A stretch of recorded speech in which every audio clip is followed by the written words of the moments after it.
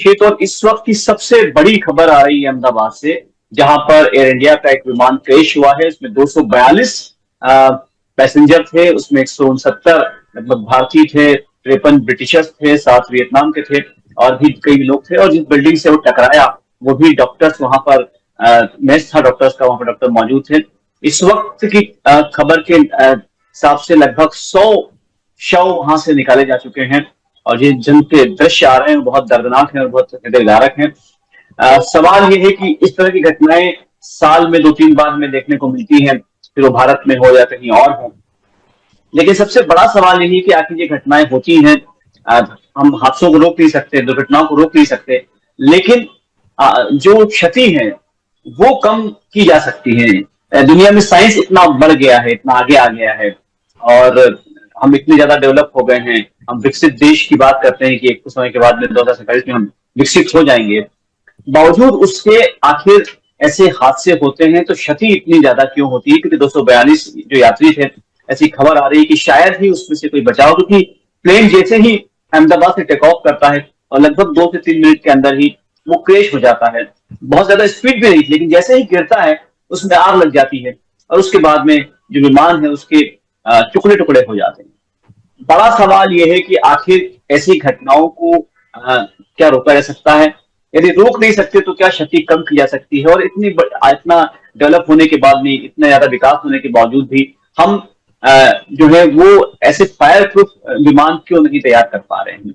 इस पर बातचीत करने के लिए हमारे साथ में मौजूद हैं डॉक्टर राम श्रीवास्तव जी, जो साइंटिस्ट भी हैं और इस तरह के तकनीकी मामलों की जानकार भी। सर, बहुत स्वागत करते हैं। हमारे साथ में मौजूद है आदित्य अग्निहोत्री जी। आदित्य जी पायलट भी अक्सर जागरूक रहते हैं। आदित्य जी, बहुत स्वागत करते हैं आपका। नमस्कार सर जी। सबसे पहले मैं राम श्रीवास्तव जी आपसे जानना चाहूंगा, क्योंकि आप लगातार इस तरह के मामला पर नजर रखते भी हैं।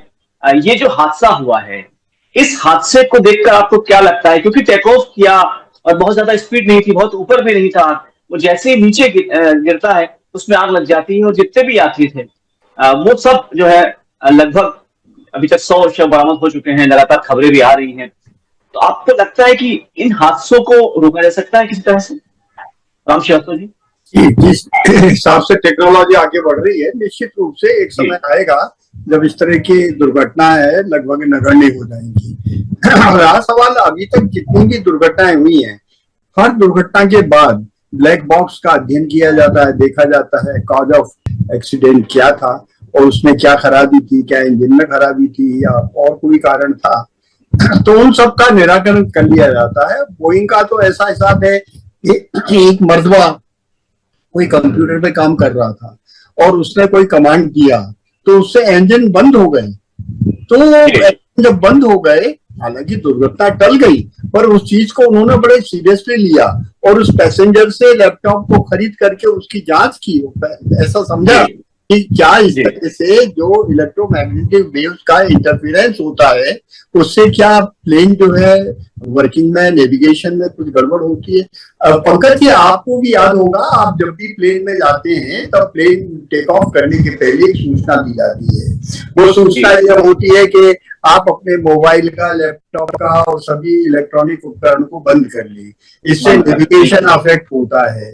लेकिन ऐसा देखा गया है कि ये जो इस तरह की रिसर्चेज हुई है और उन्होंने पाया है कि मोबाइल जब तक 2G 3G था तब तक उनका कोई असर नहीं होता था, लेकिन 5G पर अभी तक किसी भी तरह का कोई रिसर्च वर्क हुआ नहीं। और ये माना जाता है कि एयरप्लेन मोड में लोग अपने मोबाइल कर लेंगे, लेकिन अक्सर क्या हुआ, टेक ऑफ के बाद इमीडिएटली सभी पैसेंजर अपने हितैषियों को फोन करके कहते हैं, उनको ये चिंता नहीं रहती कि हम रनवे पर है, अब हम जो है उड़ रहे हैं, बस इतना मैसेज जरूर है।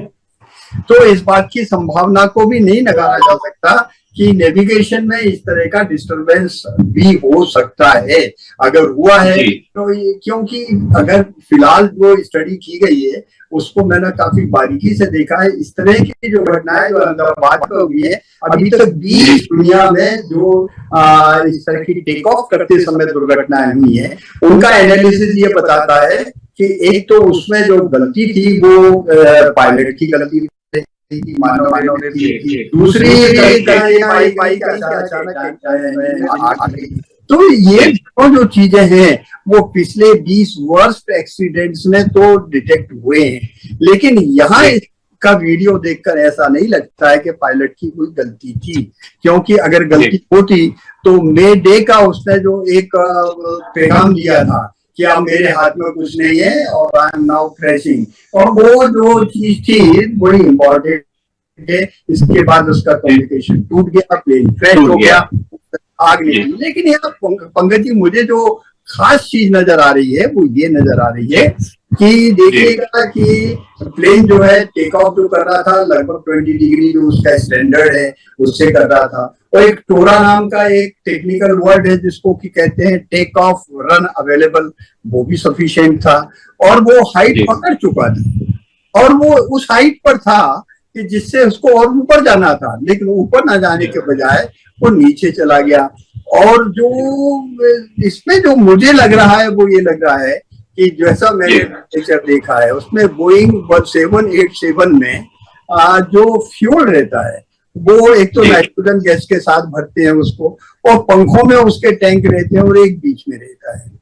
आप अगर इसके फोटो देखेंगे आप डैमेज होने के बाद, तो दाहिने हाथ का जो विंग है वो बिल्डिंग से टकराकर आधा तो टूट गया है, लेकिन अगर उसमें फ्यूल था तो निश्चित रूप से उसको भी जल जाना चाहिए था, फिर वो पंखा कैसे गया, इसका मतलब ये फ्यूल नीचे टपक गया होगा। लेकिन जो वहां पर आग निकली है वो बड़ी चिंताजनक है, क्यों एकदम आग पककर ऐसी निकली है जैसे बम फूटा हो, लेकिन तो नहीं हुआ। तो ये तो देखना पड़ेगा जांचकर्ताओं को, क्या वो गिरने के पहले उसमें इस तरह की आग लग गई थी या गिरने के बाद टकराने के बाद लगी, जांच के बाद पता है। बिल्कुल बिल्कुल बिल्कुल। तो निश्चित रूप से बात करते हैं दुर्घटना। सबसे पहले तो मैं उसमें जितने भी लोग इस दुनिया से रवाना हो गए हैं, दुर्दांत मौत हुई है, श्रद्धांजलि देता हूं, और भविष्य के लिए निश्चित रूप से वैज्ञानिक और सभी संबंधित अधिकारी निश्चित रूप से इस बात का पता लगाएंगे कि इसका कारण क्या था। मानव निर्मित कारण तो नहीं हो सकता है, हाँ ये हो सकता है रिमोट पॉसिबिलिटी, उस एंगल से भी सोचना पड़ेगा क्या किसी तरह से किसी ने कोई डैमेज तो नहीं करने की कोशिश की थी, क्योंकि आज का माहौल ऐसा है, हर सुरक्षा के बाद भी नई नई तकनीकें चली जाती हैं कि कंप्यूटर को वो हैंग भी कर सकते हैं, उसका नेविगेशन को फ्लॉप कर सकते हैं, उस एंगल को देखना पड़ेगा। निश्चित रूप से समय के साथ में चीजें निकल कर आएंगी, लेकिन बहुत दुखद बात यही है कि कई यात्री इसमें हताहत हो गए हैं, और जो गुजरात के पूर्व मुख्यमंत्री विजय रूपाणी जी थे वो भी इस हादसे में चले गए हैं।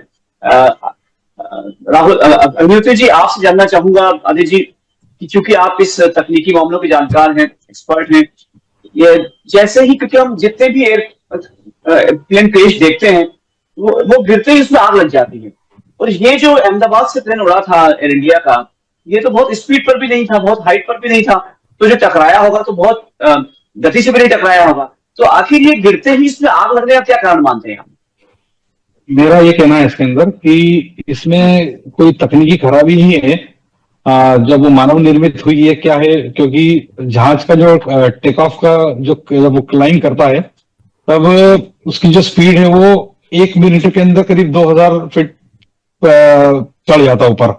ये 600 फीट के अंदर ही आके नीचे गिर गया। जैसे इन्हें टेक ऑफ लिया कुछ 10-20 सेकंड के अंदर इसके दोनों इंजन फेल हुए। इसमें 2 इंजन, अगर एक इंजन बंद होता तो दूसरे इंजन के ऊपर सर्वाइव करके सर्किट वापस लेके लैंड कर सकता था, लेकिन इसमें कोई बड़ी तकनीकी खराबी है, वो मानव निर्मित हुई है या कुछ भूल हुई है उसका कहा नहीं जा सकता, क्योंकि दोनों इंजन बंद हुए। अब क्लाइंब कर नहीं पाया, वो डिसेंट होते गया और जाके जमीन बिल्डिंग में टकराया और उसके बाद आग लगी उसके अंदर। जी जी जी, राम श्रीवास्तव जी जो कह रहे हैं आरसी जी कि हो सकता है कि हैक किया गया हो, उसका जो सिस्टम है वो जैम कर दिया गया हो, क्या ये संभावनाएं लगती है आपको? बिल्कुल कुछ भी हो सकता है। देखिए हम कुछ कह नहीं सकते इसके अंदर, क्योंकि ग्राउंड लेवल पे इतनी बार उसकी जांचें होती है, 3-3 इंजीनियर उसको चेक करते हैं, एयरवर्दीनेस इंजीनियर अलग रहता है, उसका इंजन का इंजीनियर अलग रहता है, उसके बिल्डअप का इंजीनियर अलग रहता है, एविनिक्स का इंजीनियर अलग रहता है, सभी इंजीनियर चेक करते हैं, सभी इंजीनियर सब पूरे चेक करके साइन करने के बाद में ही जहाज को रिलीज किया जाता है। तो अब इसके अंदर क्या है क्या नहीं है, लेकिन चूंकि उसका ब्लैक बॉक्स मिलेगा, उसमें दोनों पायलट्स ने आखिरी क्षण में क्या बातें करी क्या नहीं करा, उससे पता चल जाएगा कि उसके अंदर आखिरी फॉल्ट क्या हुआ था। जी आदित्य जी, एक सवाल और बनता है कि हम जितने भी घटनाएं देखते हैं उसमें आग लग जाती है, जो मैंने सवाल किया था मैं उसको रिपीट कर रहा हूँ, लेकिन सवाल ये है कि क्या ऐसी तकनीक नहीं की जा सकती, नहीं की जा सकती क्योंकि आमतौर पर जो घटनाएं होती हैं बहुत हम कम देखते हैं कि चूंकि वो भी बहुत स्पीड से टकराती हैं, लेकिन उसमें आग नहीं लगती, लेकिन जब प्लेन गिरता है उसमें आग लगती है। इसमें आग लगने का कारण ये है कि जितना जहाज की कैपेसिटी है उसका 5 टाइम 6 टाइम, इसमें करीब 1.25 लाख लीटर तेल भरा हुआ था, तो उतना ज्यादा तेल कहीं ना कहीं टकराएगा, एक्सपोर होगा, चिंगारी होगा, तो उसके अंदर इतनी मात्रा में तेल है वो तो फ्लेमेबल ही चीज है, तो आग लगने लगना, उसके आग से कोई उसका बचाव नहीं किया जा सकता। जी क्या क्या मैं फिर क्योंकि आपकी दुर्घटनाएं होती है तो मन में सवाल पैदा होते हैं कि क्या कोई तकनीक विकसित नहीं की जा सकती, क्या भविष्य में हमेशा ऐसा होता रहेगा? नहीं, तकनीक तो जैसे दिन पे दिन बढ़ते जा रही है, पहले आप 60s के टाइम में देखिए और आज के टाइम पे देखिए कितनी तकनीक विकसित हो गई है। अब मुश्किल से अभी 5-7 साल में से बड़े एक्सीडेंट होते हैं, उसके अंदर भी आगे आने वाले समय में ऐसी कोई तकनीक आ जाएगी कि जिसमें जैसे क्रैश, जैसे अपनी गाड़ी में सीट बेल्ट निकल जाता है तो वैसा कुछ कि जैसे कहीं टकरा जाए तो एयर निकलते अपने एयरबैग्स, वैसा कुछ पानी निकल जाए या कुछ हाइड्रोजन या कुछ दूसरी कुछ गैस रिलीज हो जाए जिससे वो बुझ जाए आग। बिल्कुल। राम श्रीवास्तव जी, जो आदित्य जी से बात चल रही है, जो आप कह रहे हैं, क्योंकि आपने एक लंबा समय देखा है श्रीवास्तव जी, आज से 50 साल पहले जो दुर्घटनाएं होती थी और आज दुर्घटनाएं हो रही हैं, क्या अंतर आया है? वही वैसे ही आग लगती है, वैसे लोग मरते हैं। देखिए, जमीन आसमान का फर्क है। जो पहले जितनी तरह की दुर्घटनाएं होती थी ज्यादातर उसमें 70% जो है जो पायलट की गलती से हुआ करती थी और 30% टेक्निकल गलती से होती थी। एक जैसे उड़ता हुआ हवाई जहाज ऊपर है और अचानक गिर पड़ता है, एयर पॉकेट में आ जाता है, टर्बुलेंस में आ जाता है, लेकिन यहाँ तो जो पायलट को अच्छी तरह मालूम है, वो काफी सीनियर पायलट है, उनको फ्लाइंग आवर्स बहुत अधिक हैं और सक्षम है वो हर उसके निपटने के लिए। और बोइंग 787 का जो डिजाइन है वो टर्बुलेंस से निपटने के लिए सक्षम है, कैपेबल है, सेफ्टी डिवाइसेस लगी हैं। फिर भी अगर ये एल्टीट्यूड उसकी 2000 फीट पहुंचने के बजाय अगर 600 फीट पर रहता है, इसका मतलब उसका नेविगेशन सिस्टम जो है कहीं ना कहीं या तो हैक हुआ है या किसी कारण से काम नहीं कर रहा है। लेकिन ये जो सब चीजें हैं, जैसा कि हमारे साथी ने बताया है, इन सबका चेकिंग पहले हो जाता है तभी छोड़ा जाता है। और दूसरे रनवे पर आने के बाद, जैसे ये प्लेन जब उड़ा था, इसके पीछे आप इमेज देखिए, एक प्लेन वो खड़ा रहता है, वो भी जो है उड़ने की तैयारी कर रहा था। तो ये हमेशा इतने व्यस्त सरदार वल्लभ भाई पटेल इंटरनेशनल एयरपोर्ट अहमदाबाद का है, बड़ा बिजी एयरपोर्ट है और वहां पर जो है लगभग हर आधे घंटे में एक प्लेन तो टेक ऑफ या लैंडिंग करता ही है। तो इससे ये अंदाजा लगता है कि जब ये रनवे पर आया होगा तो निश्चित रूप से चालू हालत में होगा। अगर चालू हालत में था तो उसको टेक ऑफ करने के लिए जो एक्सीलरेट करना पड़ता है वो अगर नहीं हुआ होता तो थोड़ा सफिशिएंट था, वो ब्रेक लगाकर रोक सकता था और उसी वक्त जो है किसी ना किसी तरीके से जो डे का अलार्म है वो भेज सकता था, लेकिन टाइम ही नहीं मिला। इसका मतलब अचानक जो लूज हुई है उसकी एल्टीट्यूड, वो किसी ना किसी कारण से हुई है, और मैकेनिकल कारण होता तो पहले पता लग जाता। इंजन बंद होते तो क्यों हुए, क्योंकि उनको तो पहले टेस्ट कर लिया गया था। उनके टोटल 2 इंजन है, एक बंद भी होता तो दूसरे से कंट्रोल कर सकता था। पायलट ने पूरी कोशिश की होगी, लेकिन कहाँ तो 2000 फीट की हाइट, कहाँ 600 फीट की हाइट, समय उसको मिला ही नहीं किसी तरह का। और अगर वो नहीं हुआ तो मेरी समझ में तो सिर्फ सबसे बड़ा कारण तो ये है कि 5G का जो फ्रीक्वेंसी है, और अगर 240 लोगों में से 50 लोगों ने भी अपना मोबाइल ऑन करके लोगों को खबर की होगी कि हम अब उड़ रहे हैं, इतना बड़ा होगा, तो वो जो वो फ्रीक्वेंसी एक कारण है, हो सकता अगर वो जी। अपोजिट डायरेक्शन में मिल गई तो निश्चित रूप से उसके कंप्यूटर का जो नेविगेशन सिस्टम है, उसका एल्टीमीटर है, वो सब गड़बड़ा जाएगा। तो एक तो जी। कारण ये हो सकता है पैसेंजर्स ने जो इंस्ट्रक्शंस होती हैं उनका फॉलो अप नहीं किया। हालांकि इस बात का कोई वैज्ञानिक प्रमाण नहीं है कि मोबाइल के कारण जी। इस तरह से जी। नेविगेशन फेल होता है, कम्युनिकेशन तो फेल होता है, इस बात के तो जी। पर्याप्त रिसर्च पेपर हैं। लेकिन अभी जी। तक इस बात के रिसर्च पेपर नहीं है कि 5G का इफेक्ट जो है एरोप्लेन के टेक ऑफ और लैंडिंग के समय किस तरह से वो इंटरफियर करता है। लेकिन इसके बाद भी जब भी लैंडिंग होती है तब भी ये सूचना दी जाती है कि आप अपना मोबाइल और इलेक्ट्रॉनिक इक्विपमेंट सब बंद कर लें, और बंद कीजिए। टेक ऑफ होता है तब भी करते हैं। लेकिन आपने देखा होगा यात्री कहाँ करते हैं, वो तो अपना मोबाइल चालू रखते हैं, करते हैं अरे हम अब लैंड कर रहे हैं, अपने जी। रिश्तेदारों को बोलते हैं। तो एक तो कारण ये है कि हमको जो प्रोटोकॉल है, जो उसका जी। स्टैंडर्ड ऑपरेटिंग प्रोसीजर है, एसओपी को पूरा जो है या तो उनमें जैमर लगा देना चाहिए। हालांकि जी।